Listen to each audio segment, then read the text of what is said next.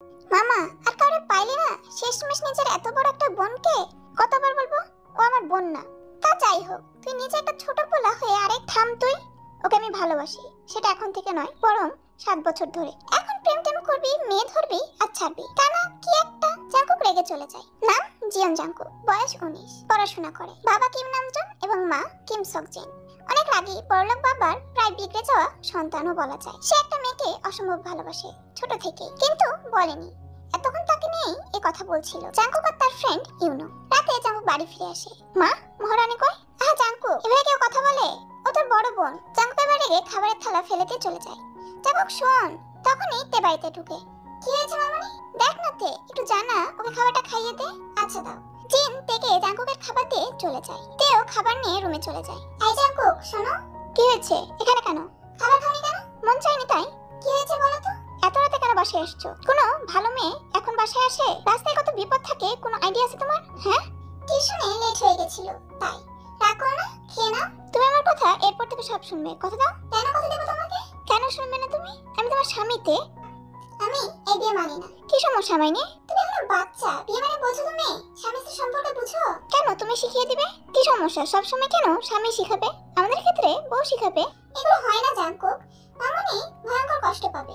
তুমি মানবে না? বললাম তো আমার পক্ষে সম্ভব না। আবার বলো। জাঙ্কুক রাগি লোক নিয়ে এর দিকে এগোতে থাকে। আমার কাছে আসছো কেন? স্বামী হয় তোমার, কাছে আসলে দোষ কিসের? মানে তুমি এগুলো বুঝো? জাঙ্কুক চেয়ে তের চুলগুলো খুলে দেয়। কি ভেবেছো তুমি? না কিছু না। আমাকে বলো, মেনে নিয়েছো? বললাম তো না, এগুলো হয় না। এখান থেকে বেরিয়ে যাও, যতক্ষণ না আমাকে মেনে নাও আমি কোনো কিছু খাবো না, মনে রাখবে। জাঙ্কুক তের হাত ধরে বের করে দেয় রুম থেকে। এই ছেলেটা কি পাগল হয়ে গেল নাকি? দেখি কতক্ষণ আগে থাকে। তেও তার রুমে চলে যায়। জাঙ্কুক বাসায় ঢোকার সাথে সাথে জিন বলে, জাঙ্কুক শোন, তেনা গ্রাম সাইডে আটকা পড়ে গেছে বৃষ্টির জন্য। তুই ওকে একটু নিয়ে আয় যা। ও ওখানে গেছে কেন? ও কি আপু বল? মা, এগুলো বাদ দিয়ে প্লিজ বলো ওখানে কেন গিয়েছো? আরে ওর বাবা মার কবর জিয়ারত করতে গেছে, ও যাচ্ছে। জাঙ্কুক চলে যায় তেকে আনতে। জাঙ্কুক তেকে পিক করে যে আসতে নেমে তারা আটকে যায় গ্রামবাসীর কাছে। আর তারা উল্টাপাল্টা গুজব দিয়ে তাদের বিয়ে করিয়ে দেয়। জাঙ্কুক তে কারো কথাই তারা বিশ্বাস করে না। তারা বলেছে তারা ভাই বোন, কিন্তু তারা কোনো কথাই বিশ্বাস করে না তাদের। ঘটনাটা বোঝার আগেই এত দ্রুততার সাথে সবকিছু হয়ে গেছে যে তাদের আর কিছুই করার ছিল না। এই ঘটনার পর তাদের মধ্যে আর কোনো কথা হয় না। তারা বাসায় ফিরে আসে। বাসার সামনে দাঁড়িয়ে তে জাঙ্কুককে বলে, জাঙ্কুক আমার কথা শুনছিস? এই বিয়ের কথা ভুলে যা, এই বিয়ে কোনো মানে হয় না। আর বিয়ের বিষয়ে তুই আমি ছাড়া কাউকে জানাবি না। সবকিছু আগের মতোই থাকবে। তুই তোর মতো চলবি আর আমি আমার মতো, বুঝবি? তে কথাটা বলেই চলে যায়। আর জাঙ্কুক অসহায়ের মতো তার যাওয়ার দিকে তাকিয়ে থাকে। কারণ জাঙ্কুক ভেবেছিল সে তার ভালোবাসার কথা তেকে জানিয়ে দিবে আর তারা তাদের সুখের একটা ছোট্ট সংসার করবে। কিন্তু তের কথা শুনে তার সব স্বপ্ন স্বপ্নই থেকে যায়। এর মধ্যে তের যে কয়েকটা বিয়ে এসেছিল তা কোনো না কোনো কারণে ভেঙে যায়। তেকে পছন্দ করে যাবার পরও পরবর্তীতে সে বিয়ে ভেঙে যায়। তার কারণ সবারই অজানা। আর সবার আড়ালে তখন জাঙ্কুকের ঠোঁটে ফুটে ওঠে ডেভিল স্মাইল। তারপর থেকে তে ছোট বড় সব বিষয়ে জাঙ্কুক নিজের অধিকার খাটায় আর সব বিষয়ে রোকটোক করে। যেমন একদিন তের ভার্সিটিতে প্রোগ্রাম থাকে, তাই তে শাড়ি পরে সেজেগুজে বাড়ি থেকে বের হচ্ছিল। তখন জাঙ্কুক এসে ওর পথ আটকায়। তেকে প্রশ্ন করে, এত সেজেগুজে শাড়ি পরে কোথায় যাচ্ছ? ভার্সিটিতে প্রোগ্রাম আছে। এভাবে যেতে পারবে না তুমি, শাড়ি চেঞ্জ করে জামা পরে মুখ ধুয়ে যাও। কেন? এভাবেই যাব, আমরা ফ্রেন্ডরা ডিসাইড করেছি।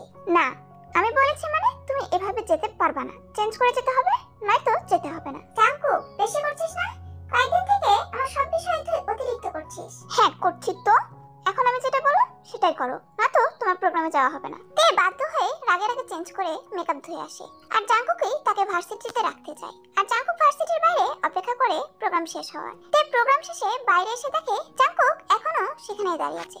তা দেখে তে অবাক হয় আর সে কিছু না বলে জাঙ্কুকের সাথে চলে আসে। তে নিষেধ করার পরও জাঙ্কুকই তেকে নিয়ে আসা যাওয়া করে। একদিন জাঙ্কুক তেকে আনতে যেয়ে দেখে তে একটা ছেলের সাথে দাঁড়িয়ে হেসে হেসে কথা বলছে আর ছেলেটা কথার ছলে তের গায়ে হাত দিচ্ছে। তা দেখে জাঙ্কুকের মাথায় রাগ উঠে যায়। সে কোনো কথা না বলে তের হাত ধরে টেনে সেখান থেকে নিয়ে আসে আর বাসায় এসে থেকে টেনে রুমে নিয়ে যায়। তখন তে ঝাড়া মেরে হাত ছাড়িয়ে নিয়ে বলে, জাঙ্কুক তুই এভাবে আমাকে ওখান থেকে নিয়ে আসলি কেন? ওরা কি ভাবলো? কে কি ভাবলো তাতে আমার কোনো যায় আসে না। আজ প্রথম তাই মাফ করলাম, কিন্তু নেক্সট টাইম ওকে তোমার আশেপাশে দেখলেও ওকে জানে মেরে দেবো। তুই এমন ব্যবহার করছিস কেন? তুই আমাকে আমার মতো থাকতে দে, আমার যার সাথে ইচ্ছা তার সাথে কথা বল, চলবো। তুই বল কে? আমি কে তা তুমি ভালো করে জানো। ওই ছেলে কেন কোনো ছেলের সাথেই কথা বলবা না, আর আমি যেটা বলবো সেটাই হবে বলে জাঙ্কুক রেগে রুম থেকে চলে যায়। এভাবেই তাদের দিন যেতে থাকে আর জাঙ্কুকের এমন তার প্রতি কেয়ার আর পসেসিভনেস দেখে তে জাঙ্কুকের প্রতি ধীরে ধীরে দুর্বল হতে থাকে। আর জাঙ্কুকের জন্য তের মনে একটা সফট কর্নার তৈরি হয়। কিম তেয়াংতে বয়স 23। তে খুব কাজিন হয় জাঙ্কুকের মামাতো বোন তে। তের বাবা মা ছোট থাকতে মারা যায়। জাঙ্কুকের বাবা মা তাকে মানুষ করে। বাড়ির সবাই তাকে অনেক আদর করে। জাঙ্কুক তাকে খুব ভালোবাসে, সেটা তে জানে। জিন কষ্ট পাবে বলে তে জাঙ্কুককে মেনে নিচ্ছে না। এই জাঙ্কুক, তুই খাচ্ছিস না কেন? আমি খাবো না। তে আর চোখে জাঙ্কুকের দিকে তাকায়। মামুনি, আমিও খাবো না। তাহলে চলো তে। আপু বল, আপু মাই ফুড। জাঙ্কুক রেগে ওখান থেকে বেরিয়ে যায়। তে গাড়িতে চলে যায়। আমার জন্য কারো খাওয়া বন্ধ করা লাগবে না। আমি তোমার জন্য কিছু করি না। যেটাই হোক। খাও না কেন? সেম প্রশ্ন আমিও তোমাকে করব। আমি তোমার বড়, একটু তো সম্মান করো। জাঙ্কুক হুট করে তের কাছে চলে আসে। কি করছো? আমি তো তোমার ছোট, তাহলে আমাকে একটু স্নেহ করো। জাঙ্কুক আরেকটু কাছে যায়। আমার কাছে আসছো কেন? জাঙ্কুক তের সিট বেল্ট লাগিয়ে দিয়ে বলল, এই জন্য। তে মনে মনে ভাবছে, ছেলেটা এরকম কেন করছে কি জানি। দেখুক তাদের নিজ গন্তব্যে পৌঁছে যায়। রাতের বেলা তে একটা টিউশনি করে বাড়ি যাচ্ছে। তখনই জিন তাকে ফোন দেয়। তে মা, তাড়াতাড়ি বাড়ি আয়। জাঙ্কুক অজ্ঞান হয়ে আছে। আমি কি করব বুঝতে পারছি না। আর আমি তো দেশের বাইরে। কাঁদতে কাঁদতেই জিন কথাগুলো বলে ওঠে। হ্যাঁ মামনি, আমি আসছি। তে তাড়াতাড়ি বাড়ি যায় আর জাঙ্কুককে গাড়িতে করে হাসপাতালে নিয়ে আসে। ডাক্তার, কি হয়েছে জাঙ্কুকের?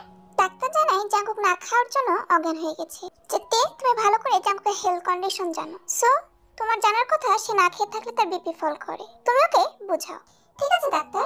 তে আর জিন জাঙ্কুকের রুমে যায়। জাঙ্কুক, তুই কেন খাস নাই? মা থামো তুমি, এখন যাও, রেস্ট নাও। না আমি থাকবো। মামনি তুমি যাও, আমি জাঙ্কুকের সাথে আছি। কিন্তু কোনো কিন্তু নাই। আমি আছি, আমি ওকে দেখে রাখবো। তুমি বাড়ি যেয়ে রেস্ট নিবে। গার্ড, মামনিকে নিয়ে যাও। জিন ওখান থেকে বাড়ি চলে যায়। তে জাঙ্কুকের কাছে যায় আর কলার চেপে ধরে বলে, তুই কেন এরকম করলি? কেন বল, কোন সাহসে করলি? বেশি বড় হয়ে গেছিস, একদম মেরে ফেলবো তোকে। বলেই কান্না শুরু করে দেয় তে। আরে থামো তে, আমি ঠিক আছি। তুমি তো আমাকে ভালোবাসো না।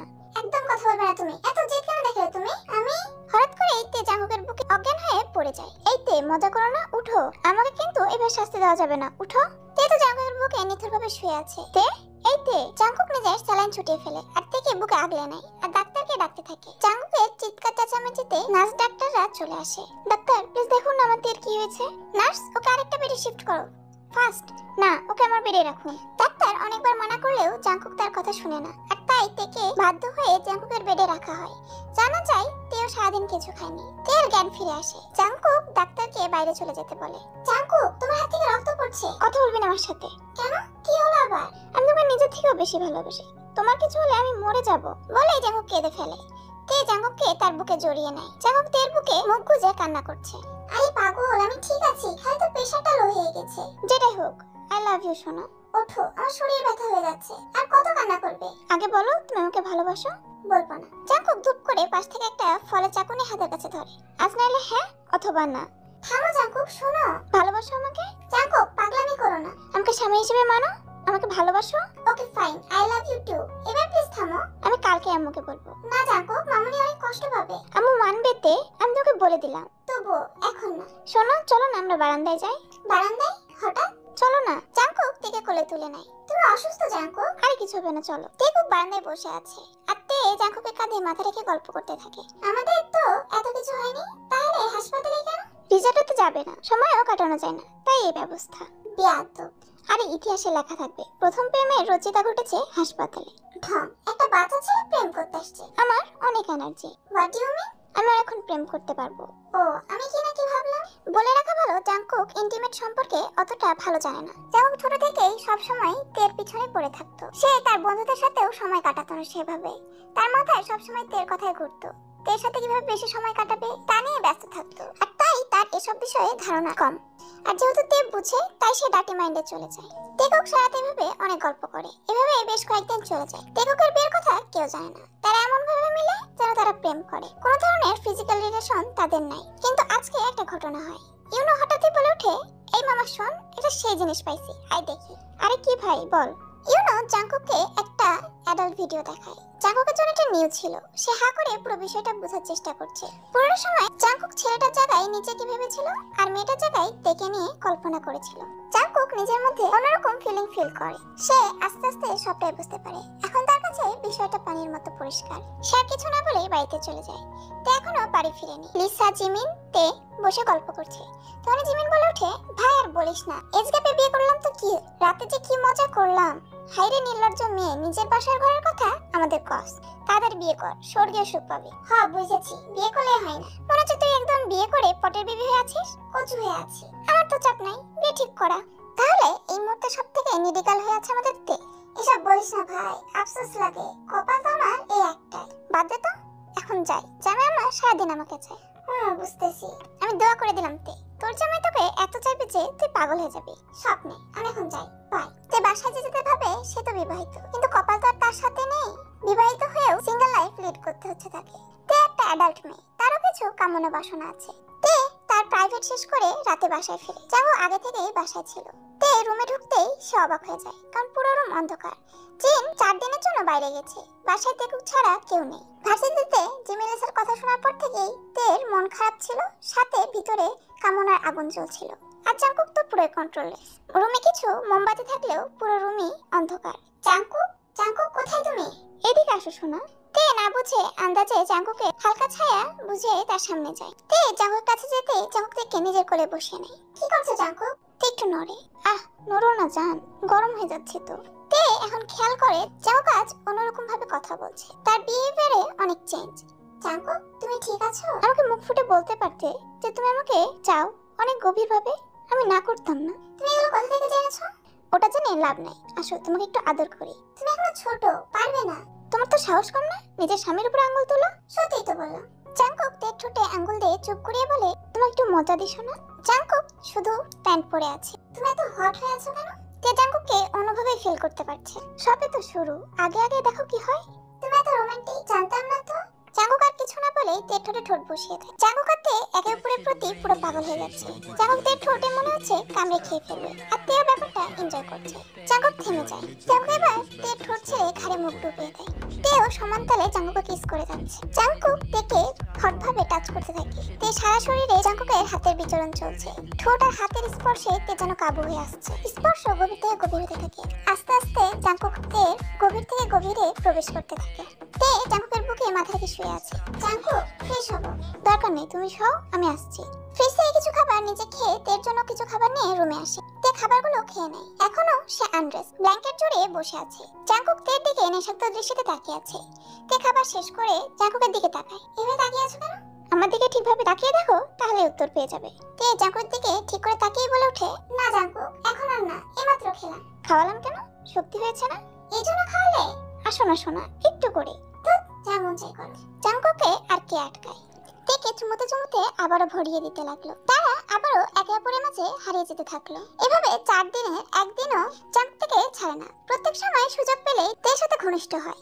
আজকে জিনরা বাসায় আসে। তেকুক আবারও আলাদা হয়ে যায়। এতদিন একসাথে থাকলেও এখন তারা আলাদা রুমে থাকতে লাগে। রাতে তে আর জাংকুক সোফায় বসে টিভি দেখছে। জিনও আছে। তোরা থাক, আমি রুম থেকে আসছি। ওকে মামুনি। জাংকুক সেই সুযোগে তেকে তার খুব কাছে টানিয়ে নেয়। শোনা, কতদিন তোমাকে কাছে পাই না। শর্ট জাংকুক, মামুনি চলে আসবে। আরে আমি আমার বউকে আদর করছি, তাতে মার কি? মামুনি তো জানে না। উফ সোনা, আমি তো তোমার রুমেও যেতে পারি না, মা থাকে সব সময় দিকে। আহারে পাখি। জাংকুক তের ঘাড়ে মুখ ডুবে কিস করতে লাগে। তখনই জিন এদিকে আসতে নিলে তে টের পায়। জাংকুক সর, মামুনি আসছে। একটু যান। তে জাংকুককে ধাক্কা দিয়ে সরিয়ে দেয়। জিন তখনই রুমে ঢুকে। কিরে জাংকুক, তুই রেগে আছিস কেন? তে জাংকুকের দিকে তাকিয়ে দেখে জাংকুক রেগে লাল হয়ে আছে। মা, আমি শুতে গেলাম। যা বাবা। কি হলো? তে জাংকুকের খাবার নিয়ে রুমে চলে যায়। খেয়ে নাও। খাবো না আমি, যাও এখান থেকে। যাবো না আমি। তা কেন করেছো? আমি কি হই তোমার? জাংকুক, ওই সময় মামুনি চলে এসেছে, তাই আমি তোকে ধাক্কা দিয়েছি। আমি কিছু বলেছি? তে জাংকুকের কোলে বসে গলা জড়িয়ে কিস করতে লাগে। যাও এখান থেকে, নাহলে আমাকে আবার ধাক্কা দিয়ে কখন ফেলে দাও। এতই কতর কথা বলবো না তোর সাথে। কাছে আসিস আমার, এক ঘুষি দিয়ে মঙ্গল গ্রহে পাঠিয়ে দিব। কি? আমার মেজাজ কিন্তু গরম হয়ে যাচ্ছে, কি করবি না? হঠাৎ করে চিল্লাতে যেয়ে তে জ্ঞান হারিয়ে ফেলে এবং জাংকুক তাকে ধরে ফেলে। এই তে ওঠো। কি হলো? তে তে ওঠো না, কথা বলো। জাংকুকের চিৎকার শুনে জিন ছুটে আসে এবং পানি দিয়ে তের জ্ঞান ফেরানোর চেষ্টা করে, কিন্তু তের জ্ঞান ফিরছে না দেখে আরএম বলে, দাঁড়াও, আমি ডাক্তারকে ফোন দিচ্ছি। ওমা, তোর কি হলো? জাংকুক তে মামাতো ফুফাতো ভাই বোন হওয়াতে জাংকুক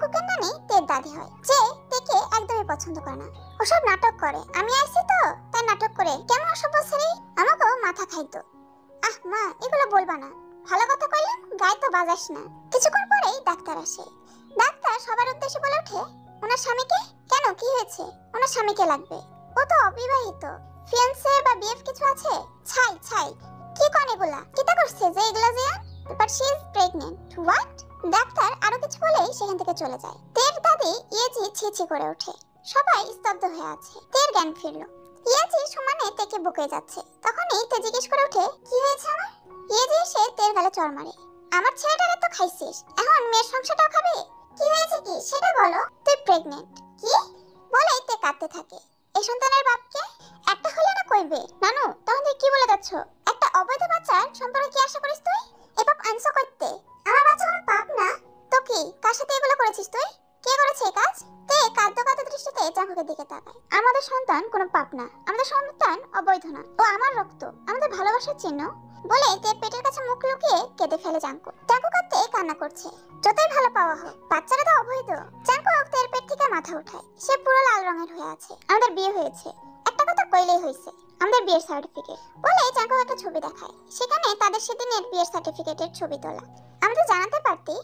জাঙ্কু সব বললে, কিভাবে তাদের বিয়ে হয়, কি কারণে তাদের বিয়ে হয়, সেদিন কি কি ঘটেছিল বিস্তারিত তার বাবা মাকে জানায়। ও যাই হোক, তোদের বিয়ে আমি আবারও বড় করে দেব। কি, এতটুকু ছেলের সাথে এত বড় মেয়ের বিয়ে দিবি? আম্মু, আমাদের কোনো সমস্যা নেই। তাহলে লোকে কি বলবে? সত্যি বলতে জাঙ্কুক তোমার এস্টাবলিশ হতে হবে। আচ্ছা, আমি পড়ালেখার পাশাপাশি বিজনেসও জয়েন করব। তাহলে তো হয়ে গেল। লোকে কি কইব? লোকদের টাকায় আমি চলি না, তাই? জাঙ্কুক, এভাবে বলা দরকার নেই। এভাবেই তাদের দিন খুব ভালোভাবে যেতে থাকে। জাঙ্কুক এখন সব দিকে সামলায়। তাদের একটা মেয়ে হয়েছে। জাঙ্কুক পুরোপুরি তের উপর অবসেসড। তে ছাড়া কিছুই বোঝে না। তাদের মেয়ে তেকি তাদের মায়ের মতোই হয়েছে দেখতে। তাই জাঙ্কুক আর একটা বেবি লাগবে, সেই প্রসেসে চলছে। বেবি, তুমি এখনো আগের মতো আছো। আস্তে করো কুক, আমার আরেকটা বেবি লাগবে। সো কাজ তো করতেই হবে সোনা। আমি পারছি না। উফ, একটু আই লাভ ইউ শোনাবো। I love you too my husband.